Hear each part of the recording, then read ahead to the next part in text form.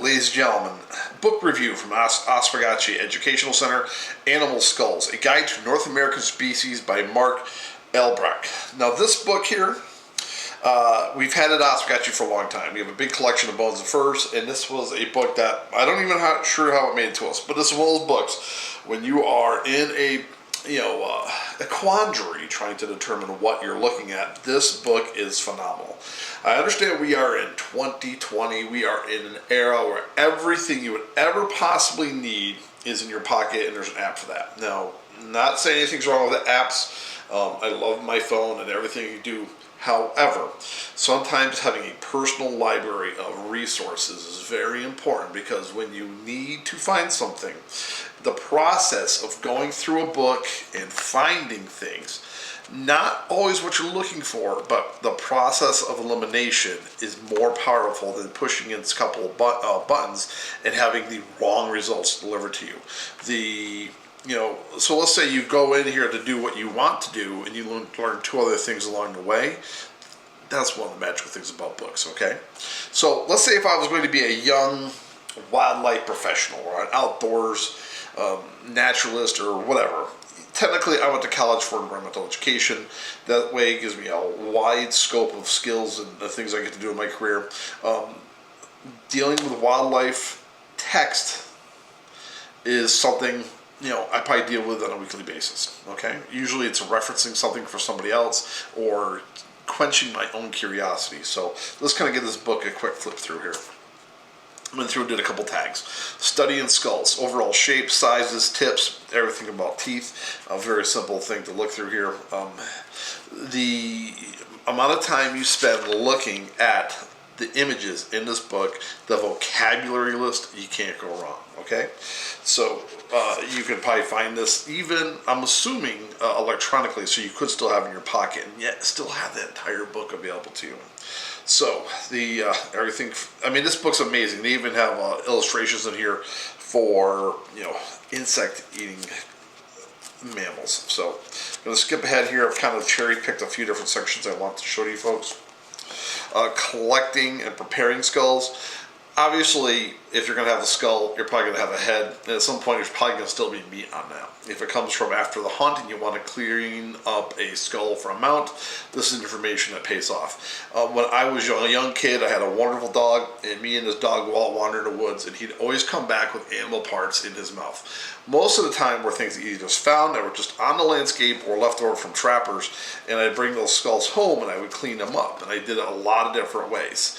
This book has excellent reference right built in to help you learn how to do that.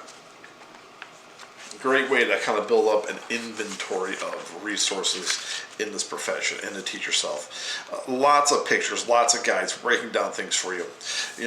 Like a whole, this whole multiple pages of just about jaws. So how could you go wrong with that?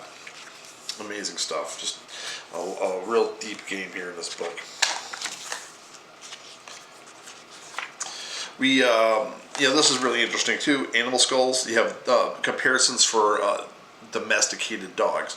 So right off the bat, bulldog, collie, mixed breed, a chihuahua, an English bulldog, just to show you the difference in skulls for everyday animals. Okay. Now these books here, I will admit, I may have a degree in environmental education, which you may wonder what the heck is that. We can talk about that another day. The amount of technical Latin names and data I need to know about wild creatures is not strong. If you're dealing with a group of second graders and you're talking Latin names all the time, those kids don't care. They need to be immersed in it, need to see it, and then when they get to a certain age and they want to learn more about it, at that point they can learn more about it. All the technical names, even the anatomy names, are things that you can pick up with time. Now, let's say you don't want to go to college for all those things. You can acquire a book like this and just kind of study it little bit by little bit. You don't have to study it all the time. Now, today I needed to reference. I had a couple different skulls I was working with, probably about probably about 7 or 8. There was some coyote skulls, there was some red fox skulls, and there was these weasel skulls. And there was small weasel skulls for like ermines, and then there were fisher skulls, okay? So, and there was 3 of them, and I'm like, man, the third one looks so strange. Well, 2 of them were very young, and then the third one had a very large plate kind of sticking up here, a crest. So I was flipping through this book, and I found sagittal crest, and I looked at it, and I was like, man, right there, that is it.